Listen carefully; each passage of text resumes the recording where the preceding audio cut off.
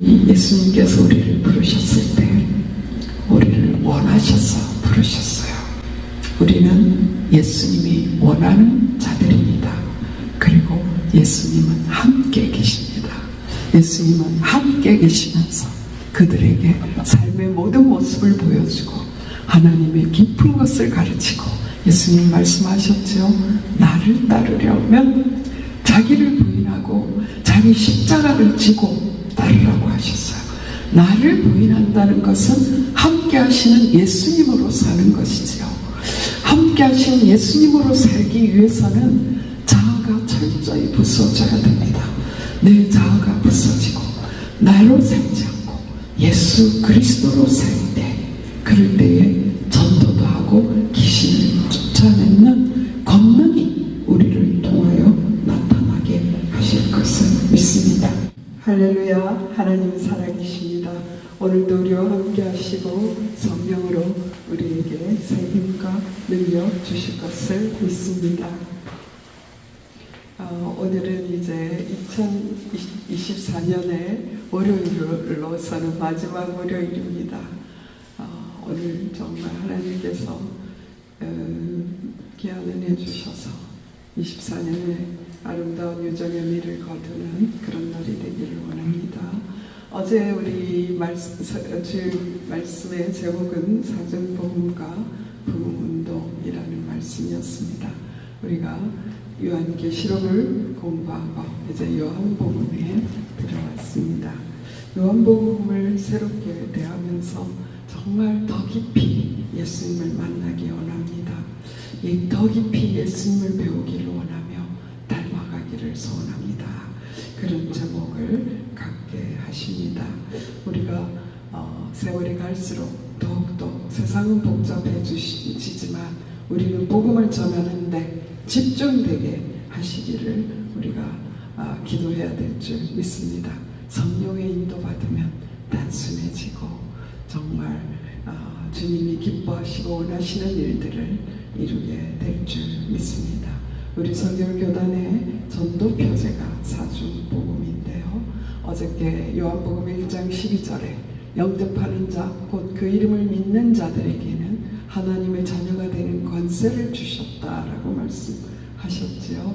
예수님을 영접할 때 우리는 거듭났습니다. 이것이 중생의 은혜이고, 또 이렇게 새로 난 자는 옛 습관으로 살지 아니하고 죄와 사탄과 육신의 생각, 자아와 싸우는 삶, 그 자체가 자기를 깨끗하게 하는 성결한 삶, 이 성결한 삶을 성령 충만함으로 영적 싸움에 승리하면 우리의 삶이 달라지고 믿음이 달라지고 말이 치유되고 생각이 치유되고, 그래서 몸이 치유되고 가정이 치유되고 부활 생명으로 사는 그런 삶을 살게 된다. 그것이 치유다라는 말씀을 하셨습니다. 그리고 주님 앞에 가는 날까지 우리가 예수 그리스도를 증거하는 삶, 그것이 재림을 준비하는 삶의 절세인 것을 믿습니다. 그래서 우리는 예수 믿고 거듭난 자로서 예수 이름으로 자아와 죄와 사탄과 싸워서 성결을 이루고 성령 충만하여 삶이 달라짐으로 신유를 체험하고 때를 얻든지 못 얻든지 복음 전하여 주님의 오심을 예비하는 자로 살아가게 해 주시옵소서. 이 중생 성결 신유 재림의 귀한 이 믿음을 가지고 살아내게 해 주시옵소서. 그런 기도 제목을 갖게 되기를 소원합니다. 요한복음은 이제 사도 요한이 전한 복음이지요. 요한계시록을 묵상한 다음에 이것을 펼치니까요, 요한복음이 너무나 새롭게 다가오는 것을 느껴요. 왜냐하면 이 요한복음에 말씀되었던 것이 요한계시록에 이미 성취되고 하늘에서 그 성취된 것을 또한 본 상태에서 우리가 다시 요한복음으로 돌아왔기 때문입니다. 요한은 유대교 지도자들의 박해를 경험했습니다. 그리고 거짓된 가르침과 영지주의가 퍼져가는 그런 것을 목격하면서 이제 AD 70년 이후 이 요한계시록이 쓰여진 95년 그 사이에 예수님에 대해서 더욱더 명확하게 알려야 되겠다라는 마음을 가지고 요한복음을 저술하게 됩니다. 요한복음 20장 31절에 보면 오직 이것을 기록함은 너희로 예수께서 하나님의 아들 그리스도이심을 믿게 하려 하며 또 너희로 믿고 그 이름을 힘입어 생명을 얻게 하려 함이니라 라고 그 요한복음의 저장 목적, 기록 목적을 말씀하고 있습니다. 예수님이 하나님의 아들이시고 그 하나님 아들 예수 그리스도를 믿으면 우리는 영원한 생명을 얻게 된다라는 것을 강조하고 있습니다. 요한복음은 다른 공강복음, 새 복음과는 좀 더 다르게 너무나 영적으로 깊은, 그래서 예수님의 신성이 너무나 뚜렷하게 드러나 있는 그런 말씀입니다. 사도 요한이 어떻게 이렇게 하나님의 깊은 것을 더욱더 이렇게 표현할 수 있었을까요? 물론 다른 제자들보다 더 오래 살았기 때문 아니면 그런 원인도 있겠지만은요, 사도 요한은 예수님의, 그러니까 육신적으로는 이정사촌의 관계입니다. 같은 동네에서 정말 30년 동안 예수님을 가장 속속들이 인간적인 예수님을 보았을 텐데요. 그런데 그 사도 요한이 예수님은 하나님이시다, 태초에 말씀이 계셨다, 그 말씀이 하나님과 함께 하셨고 그 말씀이 천지를 창조하신 바로 그분이다, 이렇게 예수님에 대해서 말씀 전하고 있다는 것은 얼마나 대단한 일인지 모르겠습니다.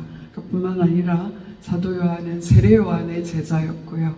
그리고 예수님으로부터 부탁을 받아 예수님의 어머니 마리아를 모시고 예수님의 잉태 사건으로부터 얼마나 살아오면서 마리아로부터 예수님에 대한 귀한 말씀들을 들었을까 하는 생각을 하게 됩니다. 그런 결과는 예수님은 하나님이시여 우리와 같은 인간이 되셔서 우리에게 생명을 주러 오신 생명의 떡이라는 말씀을 하고 있는 것입니다. 요한복음 1장 1절에서 15절까지 굉장히 방대해요, 내용이. 그러면서 저는 1장 18절 말씀을 읽으면서 와 하는 그런 마음이 들었어요. 뭐냐면 본래 하나님을 본 사람이 없으되 아버지 본속에 있는 독생하신 하나님이 나타나셨느니라. 우리가 믿는 예수님은 바로 독생하신 하나님, 바로 태초에 계신 그분이 얼마나 어마어마하신 분인가를 우리에게 알려주고 있고요.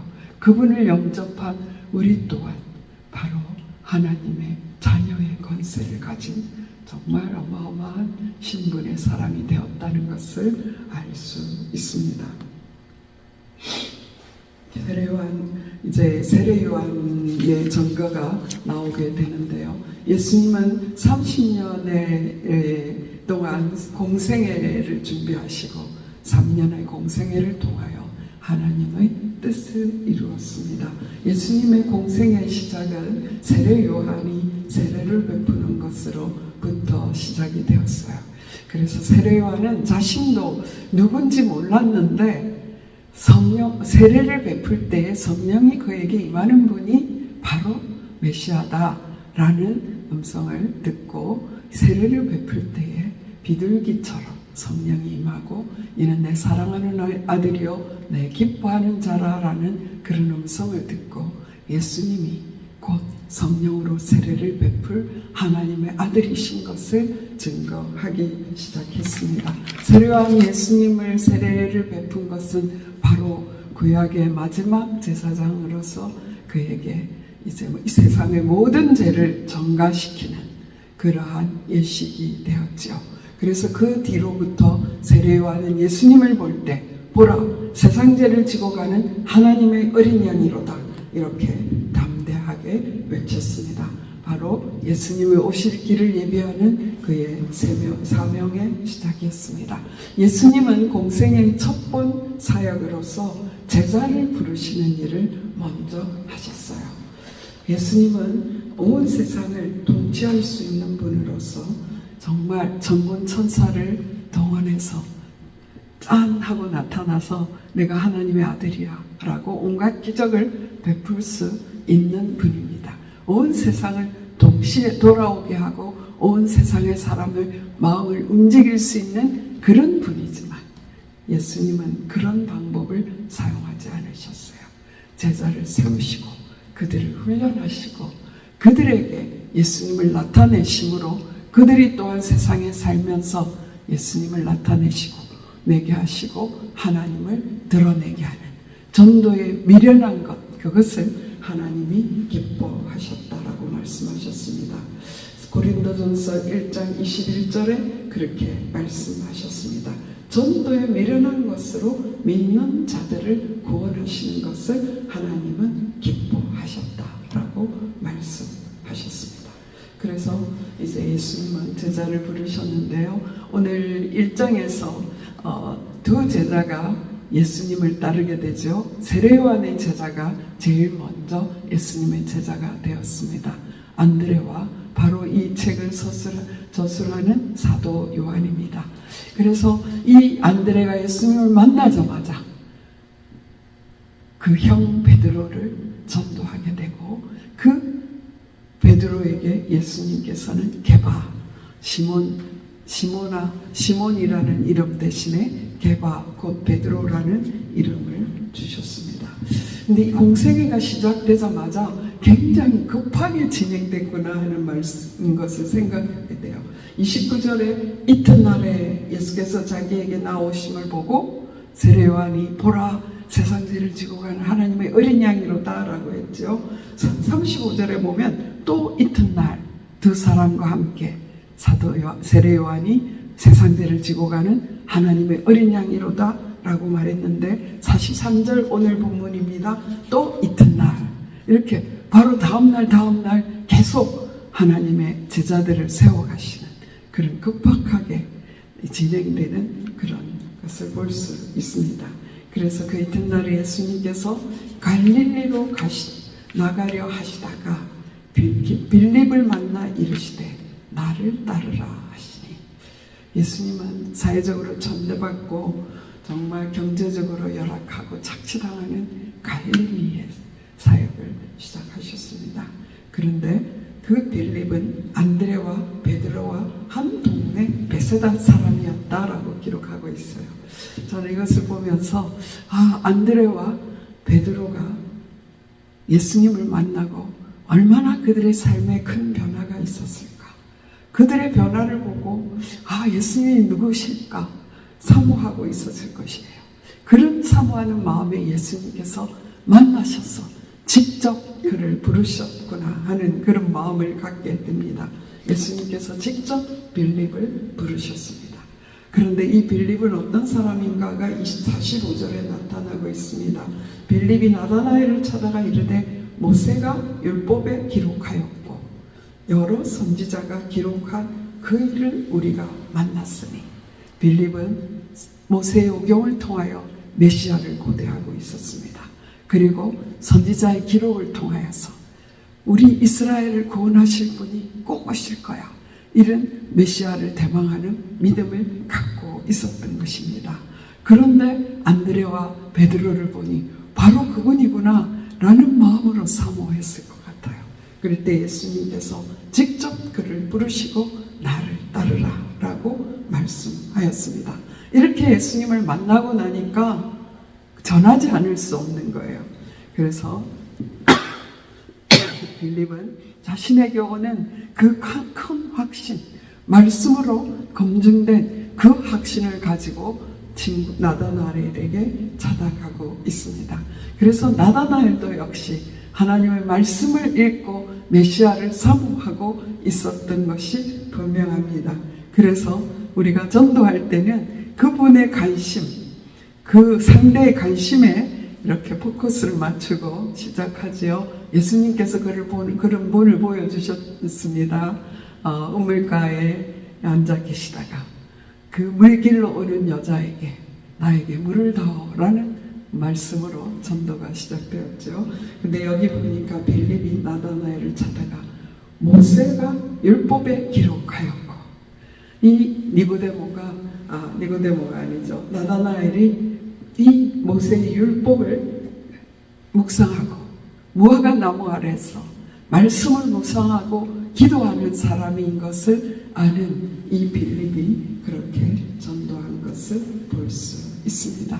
그러면서 그 요셉의 그분을 만났는데 바로 요셉의 아들 나사렛 예수다 이렇게 표현했어요. 그럴 때 나다나엘은 역시 성경을 묵상하던 사람답게 나사렛에서 무슨 선한 것이 날 수 있느냐 이렇게 말했어요. 그래서 예수님에 대해서 미가서 5장 2절에 말씀했죠. 그 베들레헴에 대해서 베들레헴에서 구주가 나신다라고 한 사실을 이 나다나엘은 알고 있는 거예요. 그래서 나사렛에서 날 수 없다라고 말하고 있습니다. 예수님이 나사렛 사람으로 불렸던 이유가 무엇입니까? 요셉이 나사렛 사람이었고 말씀대로 거적하러 베들레헴에 가서 예수님을 낳게 되고, 또 이제 헤롯이 죽이려고 하기 때문에 애굽으로 도망갔다가 그 헤롯이 죽자 나사렛 동네에 와서 사시게 되었기 때문에 나사렛 사람으로 불리게 되었습니다. 이렇게 나다나엘과 빌립은 나다나엘과 쟁론하지 않아요. 내가 만나보니 이래서 메시아가 분명해, 이런 것들을 말하지 않고 와서 보라, 네가 만나봐, 만나보니까 그분이 메시아야, 이렇게 전하는 것입니다. 그럴 때 이제 빌립을 따라서 나다나엘이 오고 있었겠죠. 그래서 47절 보면 예수께서 나다나엘이 자기에게 오는 것을 보시고 그를 가리켜 이르시되 보라, 이는 참으로 이스라엘 사람이라 그 속에 간사한 것이 없도다. 나다나엘은 자신이 진실한 사람인 것을 인정받은 거예요. 어떻게 나를 아십니까? 얼마나 놀랐겠어요. 이거는 나 잘났어요 이렇게 하는 게 아니에요. 자기 자신을 알아주시는 분, 그분을 만났을 때 너무나 놀랐죠. 그래서 어떻게 나를 아십니까? 라고 말했습니다. 그럴 때에 예수님께서 말씀하셨습니다.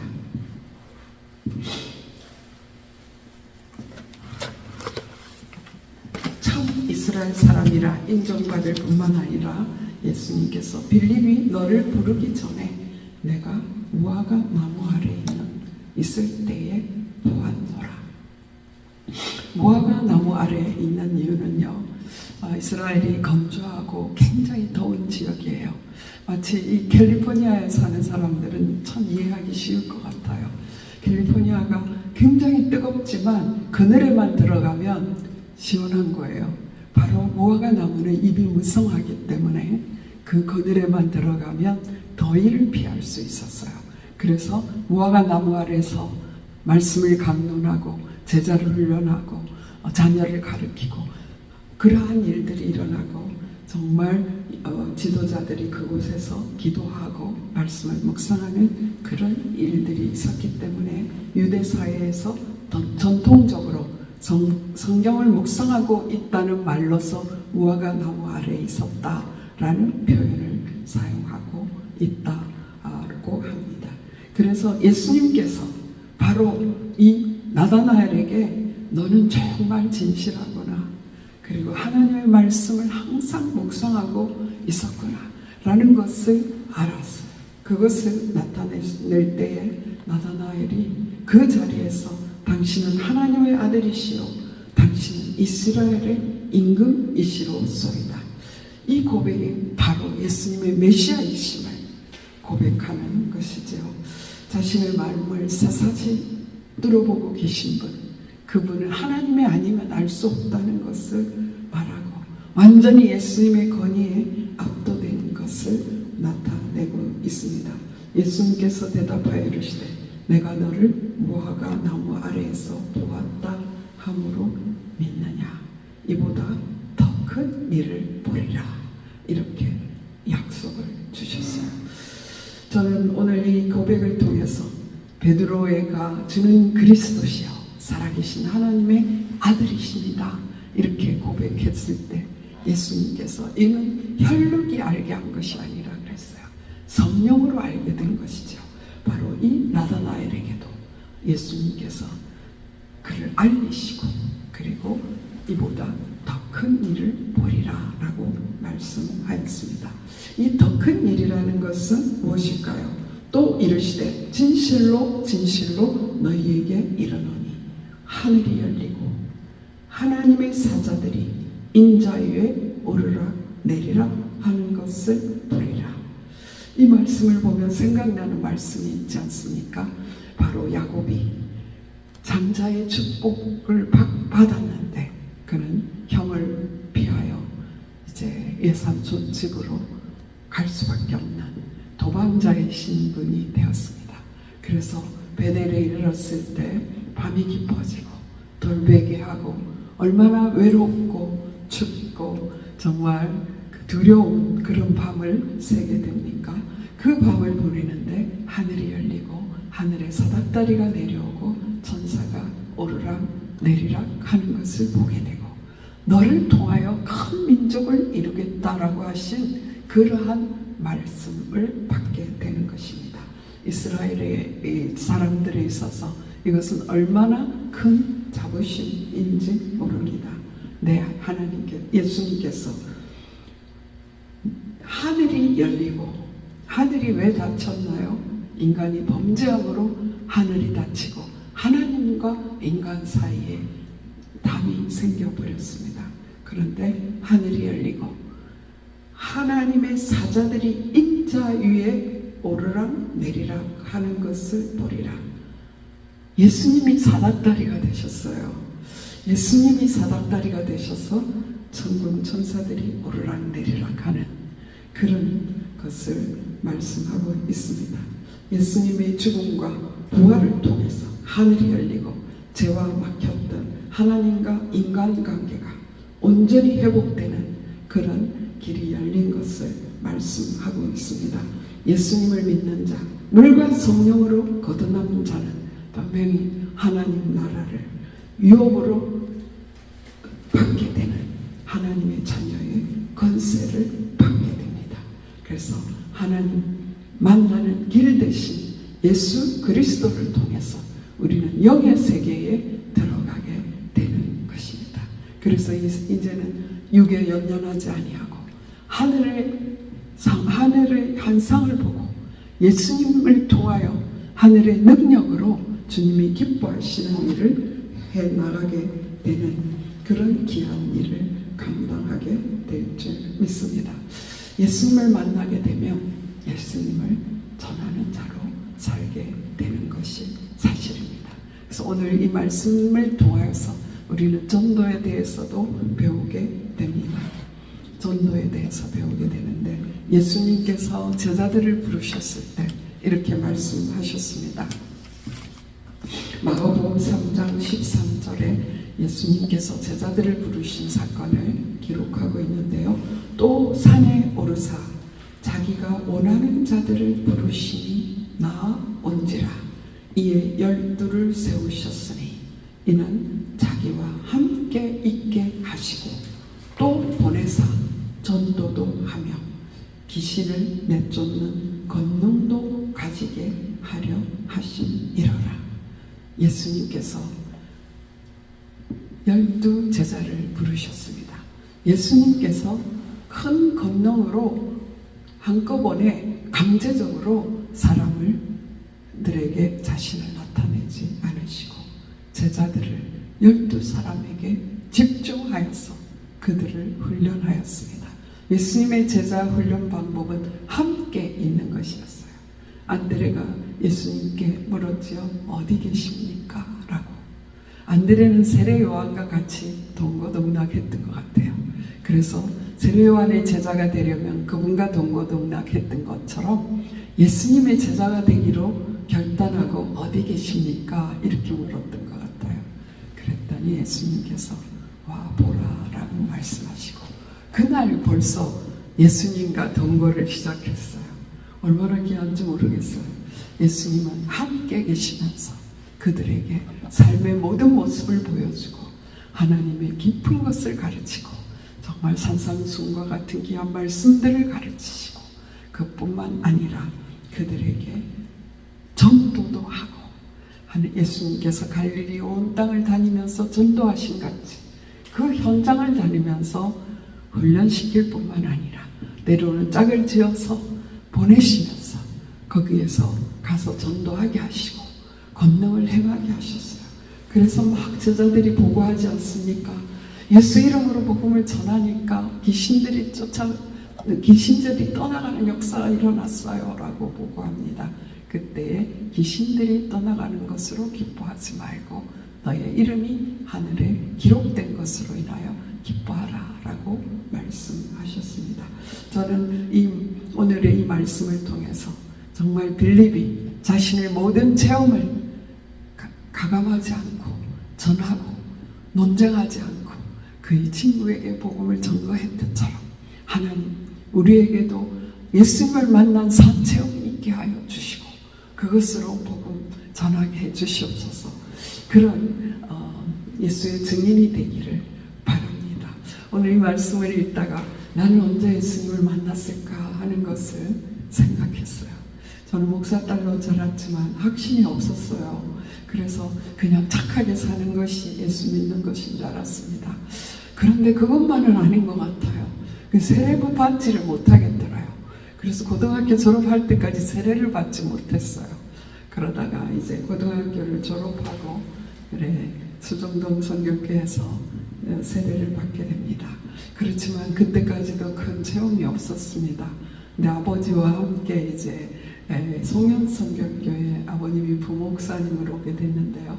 거기 정말 기도하는 뜨거운 교회였어요.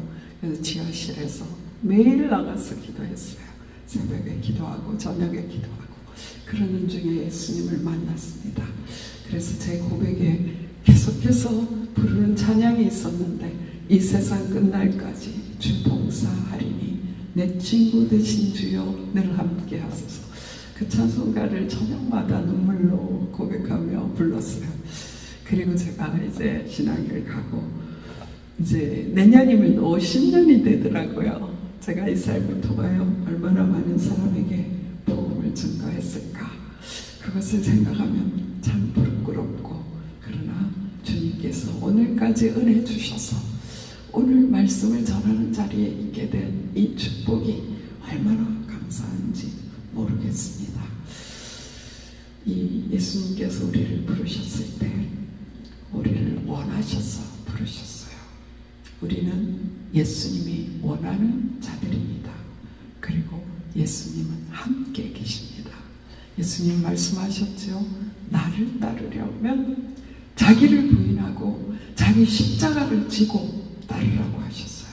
나를 부인한다는 것은 함께 하시는 예수님으로 사는 것이지요.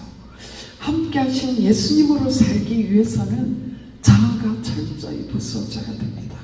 내 자아가 부서지고 나로 살지 않고 예수 그리스도로 살 때, 그럴 때에 전도도 하고 귀신을 쫓아내는 권능이 우리를 통하여 나타나게 하실 것을 믿습니다. 나다나엘에게 이보다 더 큰 일을 보리라 라고 말씀하셨는데 예수님께서 말씀하셨어요. 너희는 나보다 더 큰 일을 하리라 라고 말씀하셨습니다.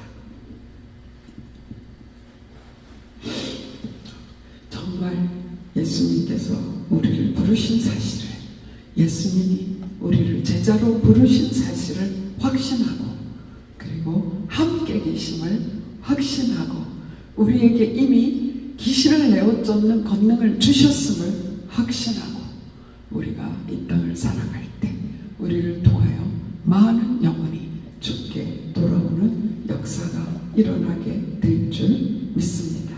그러한 삶을 오늘 사람에게 되기를 소원합니다. 기도드리시겠습니다. 살아계신 하나님 감사합니다.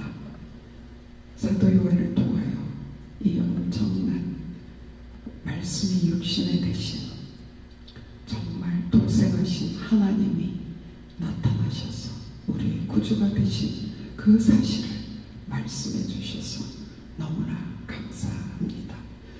이제 우리에게 하나님의 사자들이, 하늘이 열리고 하나님의 사자들이 오르락내리락 하는 그러한 것을 보리라고 말씀하셨고, 이미 예수님께서 십자가를 통하여 하늘문을 열어놓으신 사실을 믿습니다.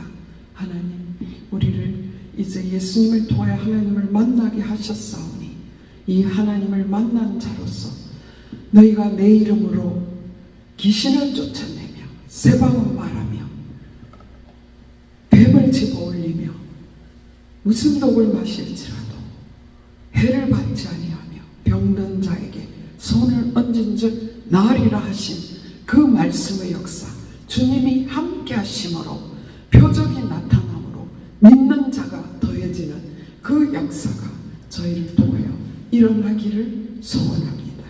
하나님 아버지, 정말 우리의 삶 속에 중생의 표적이 드러나게 하시고 성결한 삶으로 보여지게 하여 주시고 성결한 삶으로서 정말 우리의 삶에서 신유의 역사가 드러나고 병든 자를 위하여 기도할 때 신유의 역사가 드러나고 우리의 삶을 통하여 예수 그리스도가 증거됨으로 주님의 재림이 하루라도 빨라지는 그런 역사가 있을 수 있도록 하나님 우리에게 성령의 능력을 힘입혀 주시옵소서. 성령으로 뜨거워지게 하여 주시옵소서. 하나님의 말씀으로 아버지 하나님 새로워져서 말씀대로 살아낼 수 있도록 하여 주시옵소서. 하나님 성령의 나타남, 성령의 능력, 성령의 권능, 성령의 역사로 말미암아 하나님 주의 사역에 불붙는 역사 일어나게 하여 주시옵소서. 그래서 부흥의 진원지 정말 말씀 사역이 땅끝까지 전파되는 그 일에 저희들이 쓰임받을 수 있도록 도와주시옵소서. 주 예수를 믿으라 그리하면 너와 내 집이 구원을 받으리라 말씀하셨사오니 하나님 이 복음의 역사가 우리 자자손손 말씀을 증거하는 자로 살아갈 수 있도록 주여 능력으로 역사하여 주시옵소서. 오늘도 나를 인격적으로 대화하시고 나를 아시는 예수님 찬양합니다. 나다나엘을 아시는 주님이 나를 아시고 우리를 아시는 사실을 오늘도 확신하며 이 땅에서 악한 역사에 눌리지 아니하고 자신을 드러내지 아니하고 나를 부인하고 예수님을 나타내는 삶 살 수 있도록 성령의 능력으로 함께하여 주시옵소서. 예수 그리스도 이름으로 감사하며 기도드렸사옵나이다. 아멘.